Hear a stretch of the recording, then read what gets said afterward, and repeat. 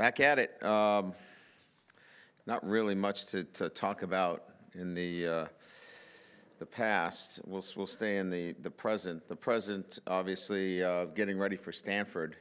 Going to be a great challenge. They've got some great wins already this year with USC, Kansas State, UCLA. I think we all know about the games that we've played with them last year. Very difficult loss for us down at the end of the game, and last time we played here, it was right down to the very end. So they've been great games, great rivalry between the two institutions. So, we're excited about the prospects this week. Christian McCaffrey, obviously, is the name that stands out for Stanford. He's a great football player, can do it all, and somebody that you have to account for in all facets, special teams, offense, coming out of the backfield, running the football. And on defense, Solomon Thomas, one of the best defensive linemen in the country, I think that goes underrated. Plays a lot of football for him, just a warrior. He's in there every snap. So obviously we know a lot about Stanford's tradition and excellence and winning. And so, again, I know our guys are excited about the challenge of playing Stanford and, obviously getting a win. Winning's important to us, and I like the way our guys played with a lot of action and energy this past weekend. But the fact of the matter is, we've got to close out games. This year we've had 4 losses where we've been, with a possession, whether we were on offense or defense, with a chance to win the game. And over my time here at Notre Dame, we've won 21 games by 7 points or less. And it's the nature of the games that we play here at Notre Dame. They're going to be close games. And we've won those games historically.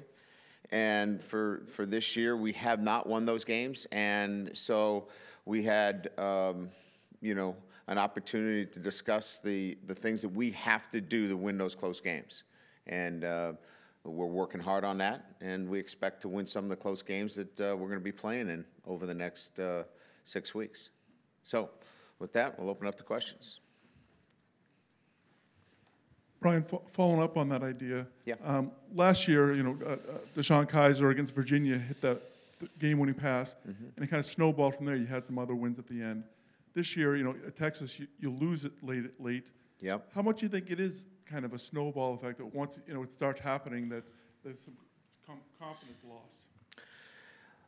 Well, I think it's easy to go in that direction, but for me, and especially with the success that I've had in coaching, I've won those games, and it's not by just luck.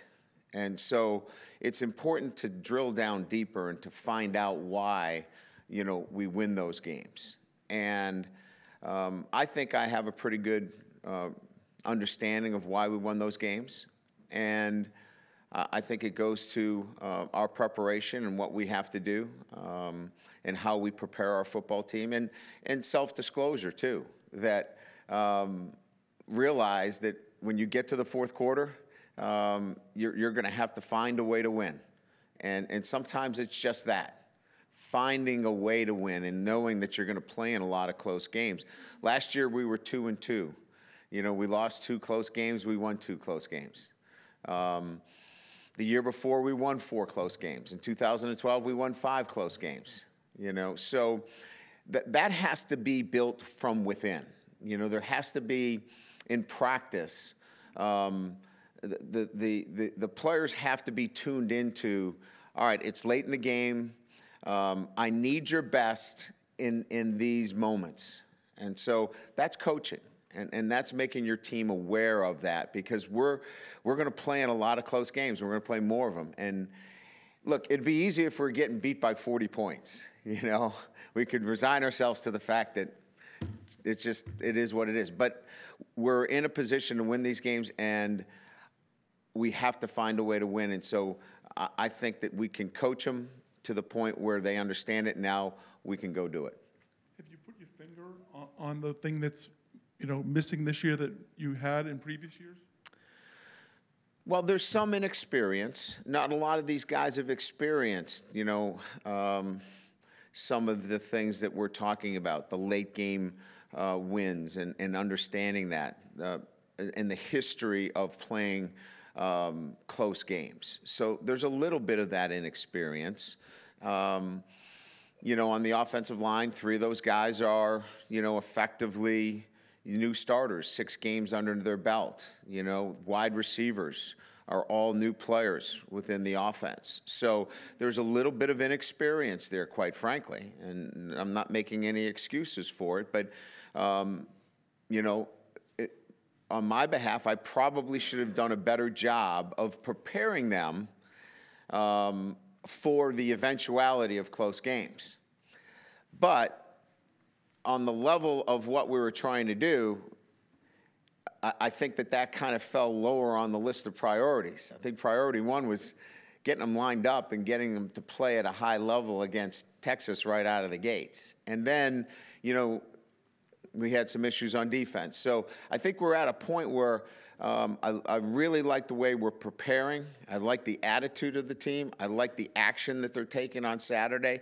Now it's more awareness of the game situation and how games are going to be close, and now you got to find a way to win. I saw on your weekly TV program, they showed that you in the locker room telling the team that basically that you have to dig down hard and figure out a way to get a win for you guys. You've done a lot of things already. You've fired your defensive coordinator. You've taken the blame for some losses. You've blamed the players for a loss. You've done some things. I don't blame players for loss. Well, I think after Michigan State, you said that they played with no enthusiasm, and it was like pulling teeth. I blamed all of us for that loss. But we all are in it together. Let's be clear. You've tried to hit. Right, I've hit every note. So what buttons do you have left to hit now? Well, I think we've made progress from that point. I think we're making the kind of progress necessary in all the areas that go to winning. Like I said, I think there's some key foundational points. One, first of all, it starts with attitude. What kind of attitude do you have? And I like the attitude of our football team. Secondly, how are you preparing? I like our preparation. They clearly understand how to prepare now. And third is you can't have any success without action. You have to go out and do it. Within that action, in terms of doing it, you have to understand that you're going to be playing in some close games, and that action is not good enough. You have to have a focused action in some really close games, and that's where the next level is for our football team. So I think that there's been that gradual building within the group that, quite frankly, we have some more work to do, and we're going to find more solutions. And I think I found some more this week to getting it accomplished for our group. And you've talked about being more involved with the defense. What percent of your time are you spending now on the defense? I mean, we put in 80 hours last week. I mean, I'm spending. Our tower has 2 platforms, so I've never been a tower guy. I've always been on the ground, but I'm up in the tower so I can try to see both sides, but I couldn't tell you what the hours are.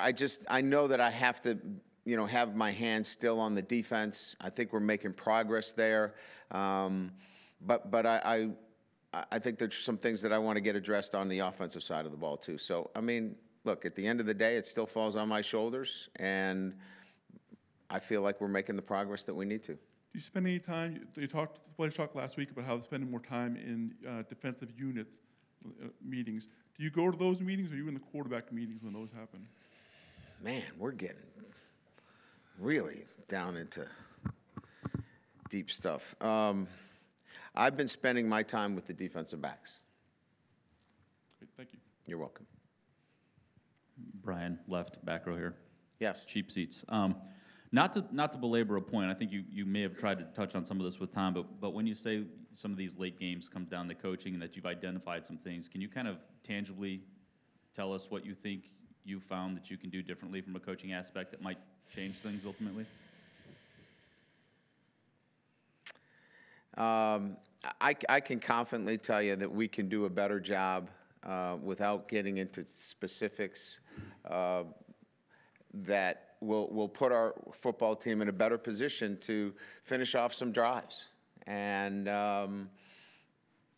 I just don't want to get into too much in detail other than we can do more. I can do more.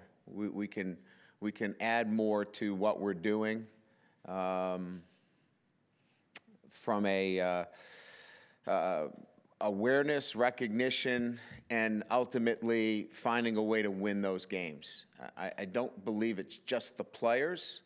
I think it's making them aware, as I said, of how they're going to be involved in close games.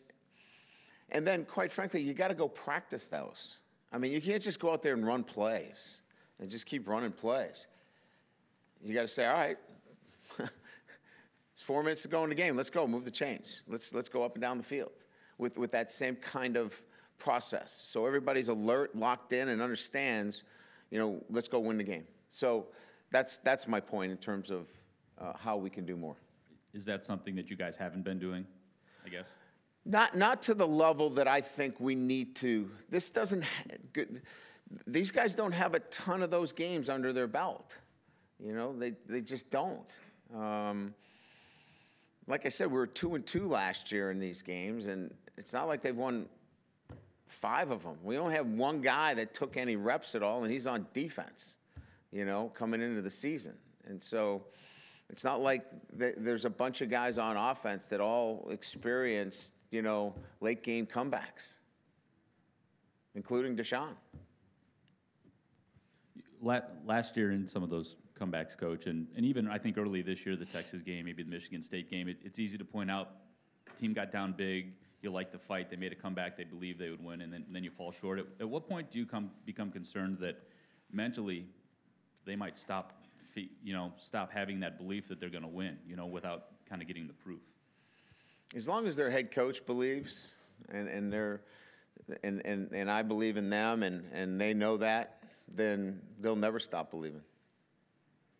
And then lastly for me, when you play Stanford, you've got fairly like-minded institutions, similar academic standards. I'm curious, even though geographically you're spread pretty far apart, how often do you guys come in contact with them in terms of competing for the same kids, and how important is it for you to be able to pull kids that they want, in terms of being successful, since you guys are pulling the same kind of student-athlete regularly? We're competitive with Stanford in the recruiting. There's no question that somebody fits a similar profile that would go to Stanford that would certainly look at Notre Dame as well.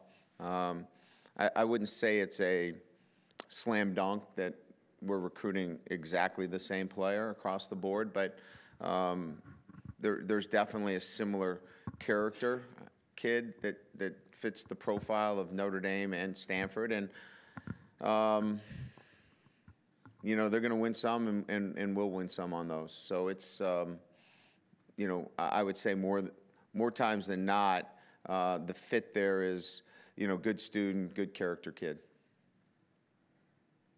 Brian, when you look at Notre Dame and Stanford, one of the things you kind of think about is offensive lines, and really good offensive lines, and it seems like there's great coaching there, great culture on that offensive line, and yet both, when you look at them statistically, are not where you would expect them to be. What can account for that? I realize you have new people, but isn't there some thought that because of the teaching and because of the culture is so strong, that eventually helps pull that offensive line to a better performance where they are?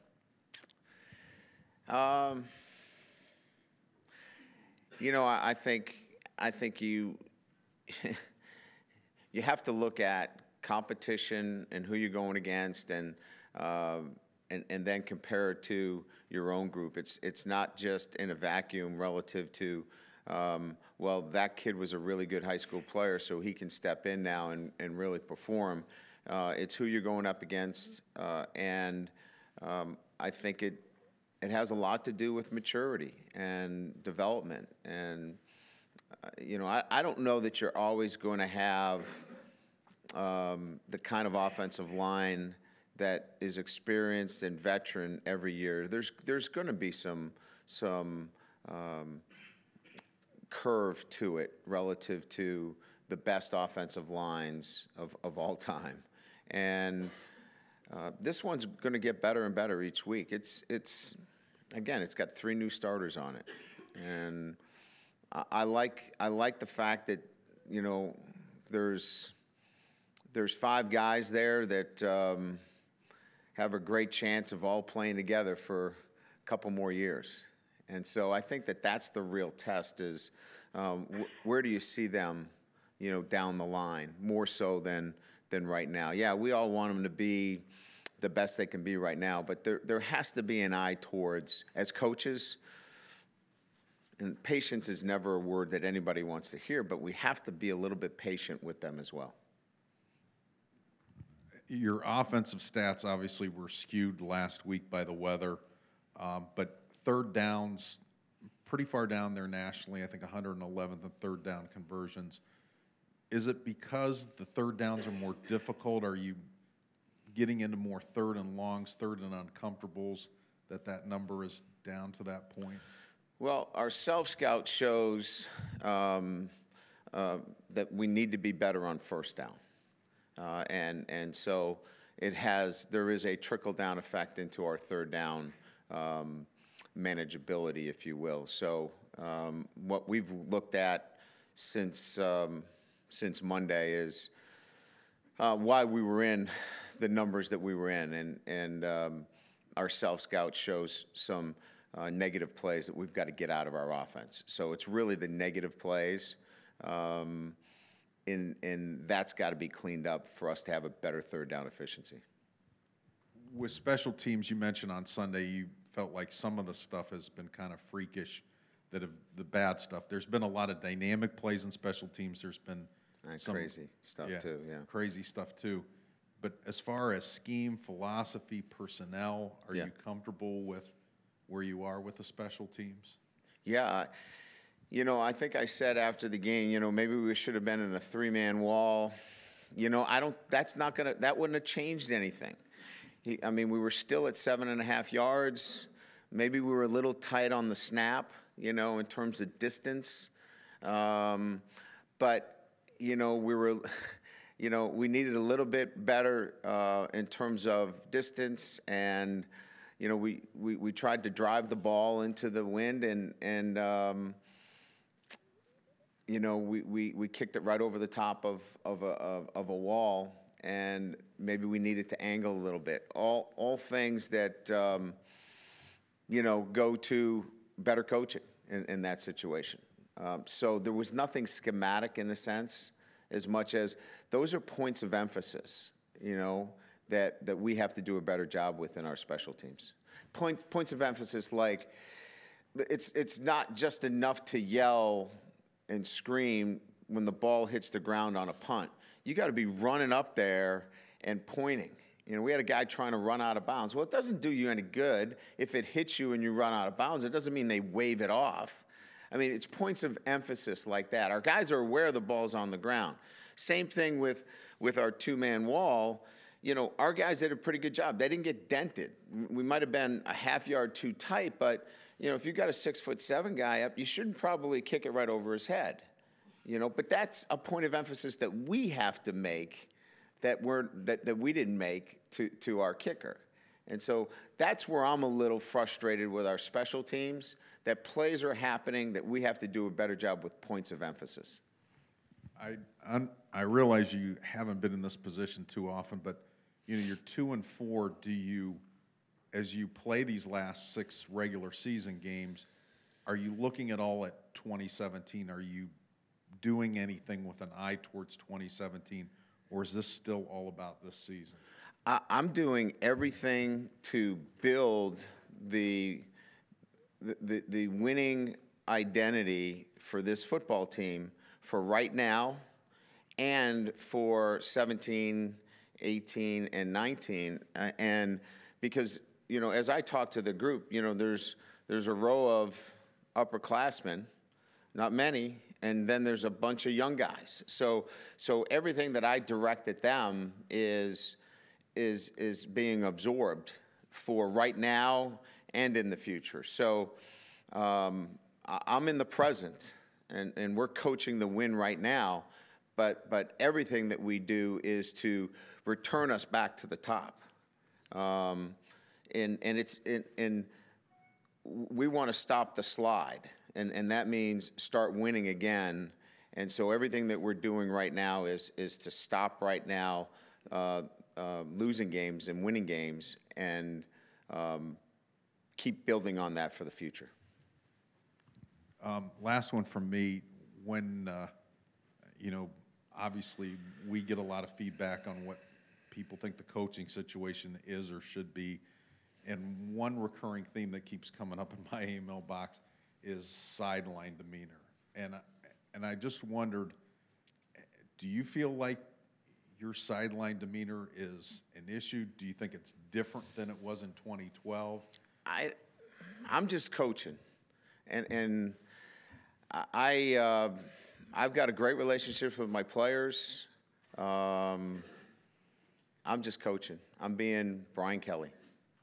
So if people have a problem with that, then they're not going to be friends or fans of Notre Dame football, and I can't help that. I don't feel like I'm crossing a line. I think I'm being who I am. I'm being direct.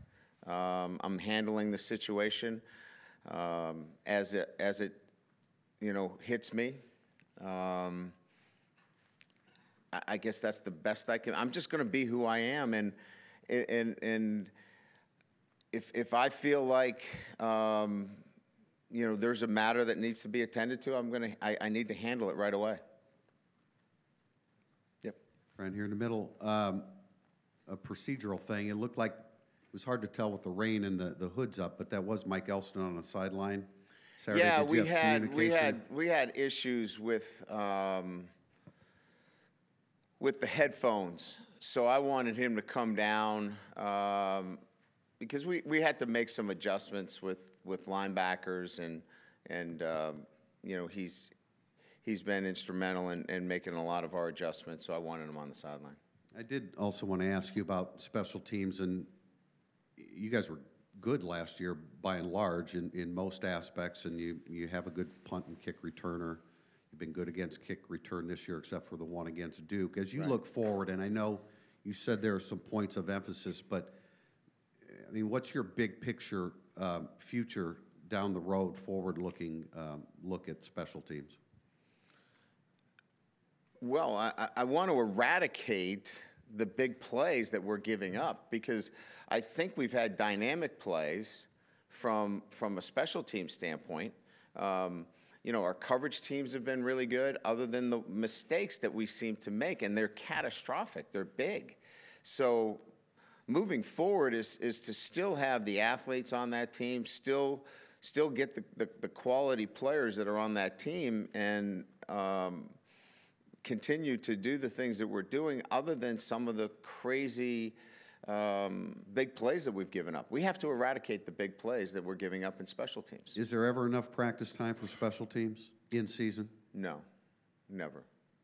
There really isn't. I mean, and we've added to our special teams. I've changed up when we run our special teams. We take more teaching time now in pre-practice. We put all of our offensive players in tackling circuit now. So we're doing a lot of things that I've never done to better teach and coach that group. We're on it every single day in terms of looking at how to be better in it. Coach Booker is listed as the special teams coordinator, but does every coach have an aspect of special teams they're involved in? Yeah, he also has an analyst, Marty Biaggi, helps him out a great deal from a schematic standpoint and off the field in terms of film study and setting up a lot of things. And each assistant coach has a collateral responsibility in each one of those units. I believe you were talking to Marty Biaggi during the game after the block punt. I'm not sure that we've ever asked you about him. Why is he here from your perspective? Right. And what does he bring to the equation? Well, Marty is a special teams coach. He's skilled in the area of, the specifics in the specialists, kickers, punters, long snappers, and has a great sense of the special teams game. So I wanted somebody off the field that could really study that realm. Scott also is the tight ends coach and recruits, where Marty could really focus his time on quality control within special teams, looking at our schemes, checking them, making sure that there are no flaws within what we're doing, and also keeping an eye on how we can better advance ourselves. So that was the support I was looking for from him. Was the rugby style, the incorporation of that, was that his brainchild? Well, we've had it in, and it's been something that we've used as a weather-related kind of kicking tool, more so than it's part of what we do. And so that was more of a weather-related adjustment and something that we always keep in terms of wind and such. Thank you.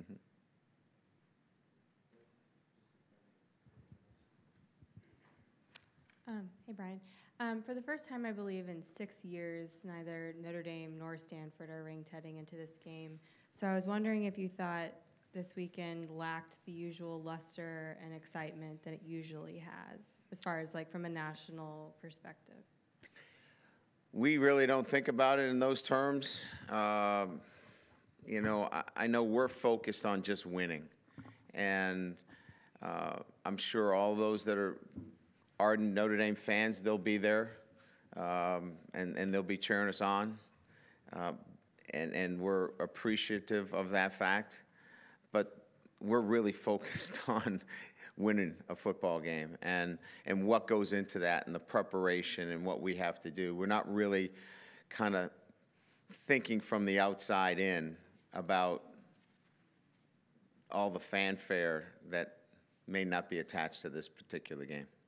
And Deshaun is usually, despite whether you guys win or lose after games, he's really calm and mature and measured when he comes into the post-game news conferences, whether, he could refuse to talk to the media or be really emotional.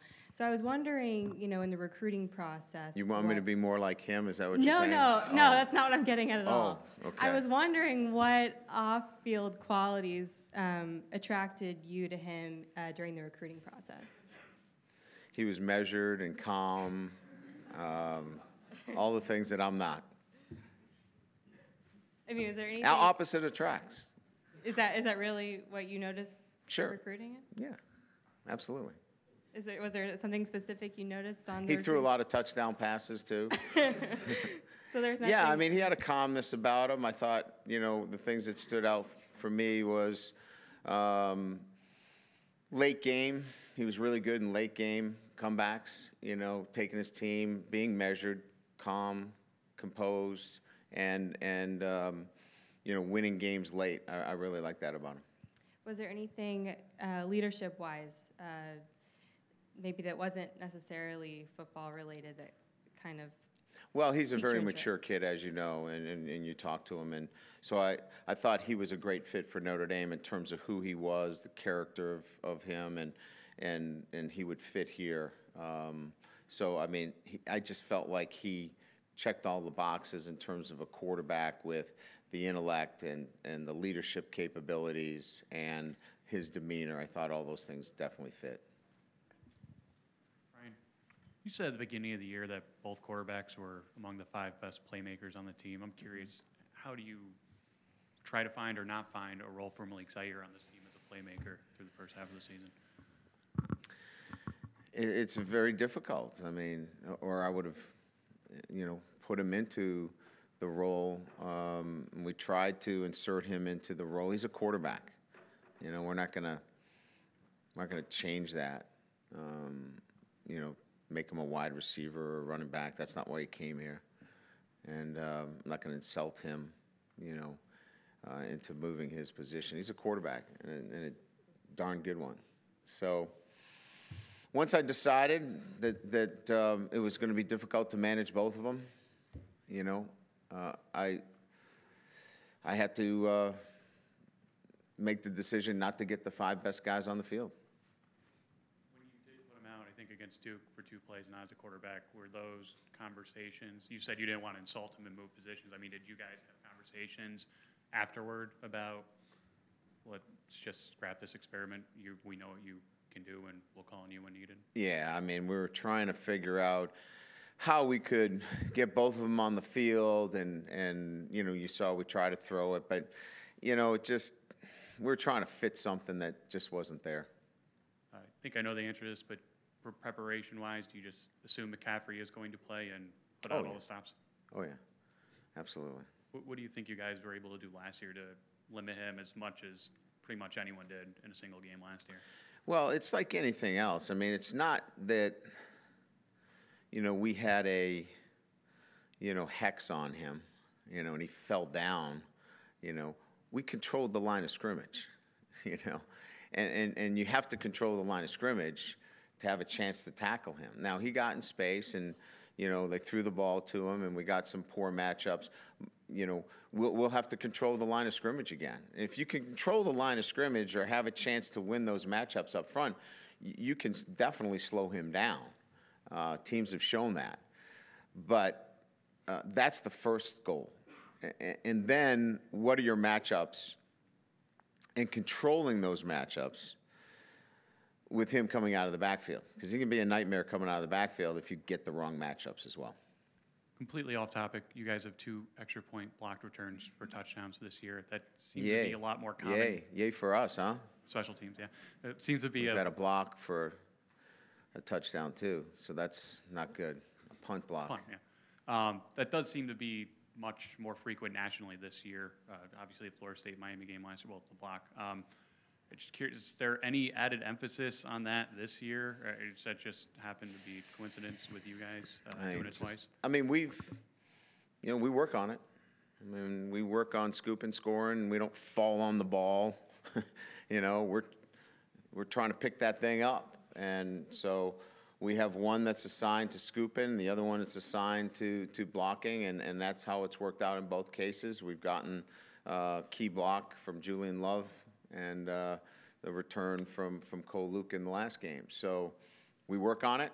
Got to have a big, tall guy, Jerron Jones, and you got the recipe for having that. You just need a kicker to kick it low. You get that, and you got a shot. And not to look too far ahead, what would Greg Hudson's recruiting assignments be next week on the bye for the first time? We're kind of putting that together right now. Okay. Brian, I was wondering, if you were an opposing coach, how much time would you spend looking at the game against NC State? Is that just kind of a throwaway given the conditions, or at this point in the season where you have other options to look at? No, I think you'd look at it for structure. You know, you want to see what they did relative to structure. And so there's merit. I'm sure they're looking at it for structure. And then in the NFL, you hear about the rookie wall. 6 games into it for guys like Stefferson and Studstill that have been involved sort of since day one. Do you see any of that? Do you do anything to try and counteract that? Or if you do see it, if you see it, what do you try and do to counteract it? Or if you don't, I guess, do you do anything to try to prevent that along the way for those younger guys?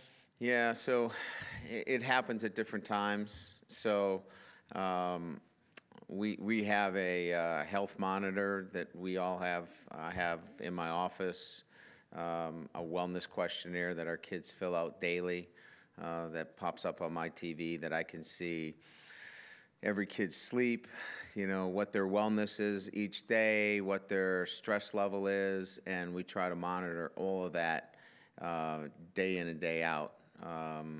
So it's a constant evaluation of all those players, but a special eye towards some of the young players because, you know, we're in midwinter break at the end of this week, so there's a lot of papers due, there's exams, so we have to be extremely cognizant of all those things. Thanks. Yep. Coach Deering, during the teleconference on Sunday, I think you kind of hinted that maybe there's things offensively also that you need to maybe pare back as you did, like streamlining with defense upon further evaluation? Do you still believe that? Well, I want to be, I mean, from an offensive perspective, going into this game, we're doing some pretty good things. I don't know that, after you watch that game, it's really difficult to, come up with a full evaluation of where you are, other than the fact that, it was very difficult to do some of the things that we wanted to do. But I know that we need to close out games. And to do that, we have to be committed in everything that we're doing, and everybody's got to be on the same page. And to do that, sometimes less is more. And so that's my response to, paring back, if you will. And we're still going to be very diverse in what we do offensively, but in certain situations, maybe a little bit less is better for us. Do you feel maybe you've put more on Deshaun's plate, given the success that he had last year, and then there's the confidence factor that, okay, now we can expand? No, I wouldn't say that. I think that what we need to do a better job as coaches, and probably me in particular, is I've got to be clearer in terms of where I want the ball, and where I want that ball thrown to, who I want the ball thrown to, under what circumstances, and that's probably the biggest factor, more so than having too much on his plate. He can handle a lot. I know you have to go with whatever is given to you by the defense, and Yeah. history does show that when you're in that 200-yard range rushing, you're going to have a very good team. When you've been in that 140 to 160 rushing range, it hasn't worked as well. Now, I know it's not something you can only force, but I look back to that Music City Bowl, LSU, you really developed that entire month of preparation, a physical mentality. Is it difficult to develop that mentality, during the season, week after week after week, more so? I think you have to have, a demeanor on offense, and it's one that we don't have yet, but we're working on. There has to be a mental approach to this. It's not just about scheme. It's about exerting your will, and I think our guys are working towards that and understand it, and what has to happen.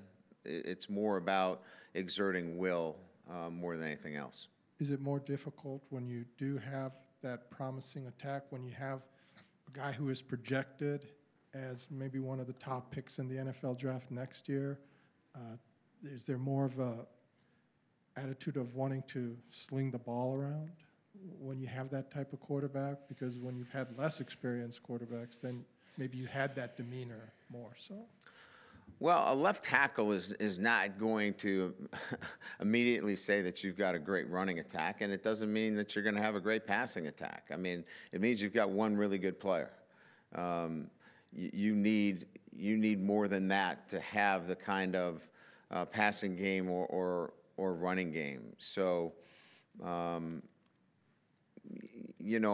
wouldn't look into too much about one guy influencing, what the scheme is. I think what we have to develop comprehensively is all five guys working together. Thank you. Brian, up here, spending time with the defensive backs as you have, the young guys in particular, the freshmen, what have you learned about them in the last couple of weeks, and what do you like about that group the most?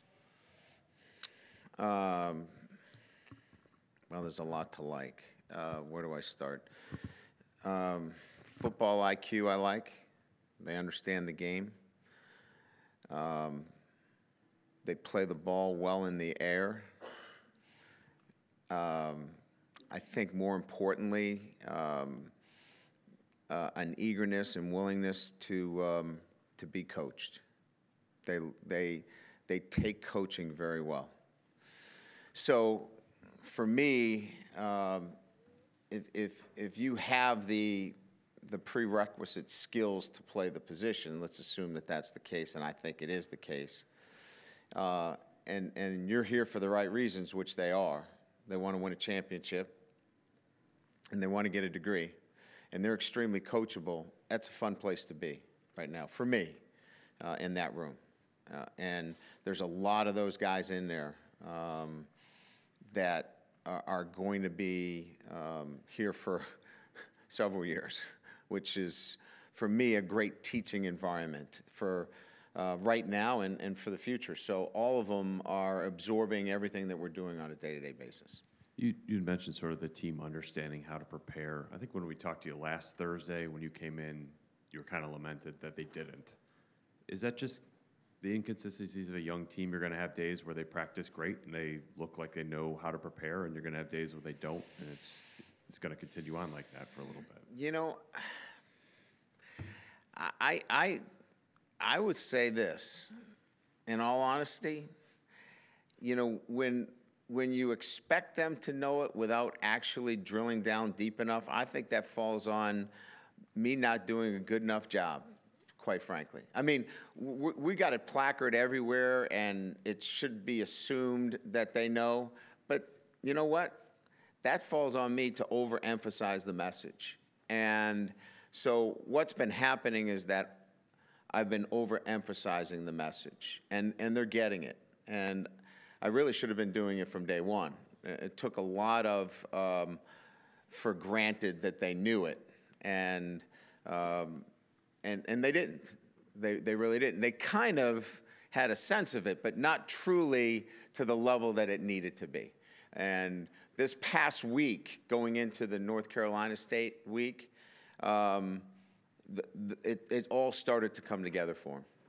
And just lastly, when you're in a skid or a slide or however you want to call it, do you reach sort of outside here for advice or input? What are you seeing? What do you think? Do you talk to Jack Swarbrick about it? What do you think? Or do you just rely on your coaches in here and just keep everything inside this building? I just look to your blog. That's where I get all my information. No, honestly, I mean, yeah, I'll talk to Jack. Because Jack has a good perspective. He's around the team a lot, Jack Swarbrick. He's around the team. He's in the locker room, so he's got a good sense, from his perspective. So, he can share some thoughts with me relative to what he sees, and he's been really good. And then what I try to do is I try to use my 27 years of experience of, okay, when did I experience something like this? Now, not necessarily being 2 and 4, but the makeup of the team being similar, and how I went about, trying to get them back on the right track. So, yes, I guess is the answer to your question is taking some advice from outside because they give you a fresher perspective, and then try to rely on some of my experiences over the past of a couple of decades and go from there. Thanks. Mm-hmm. Thank you, everybody. Good.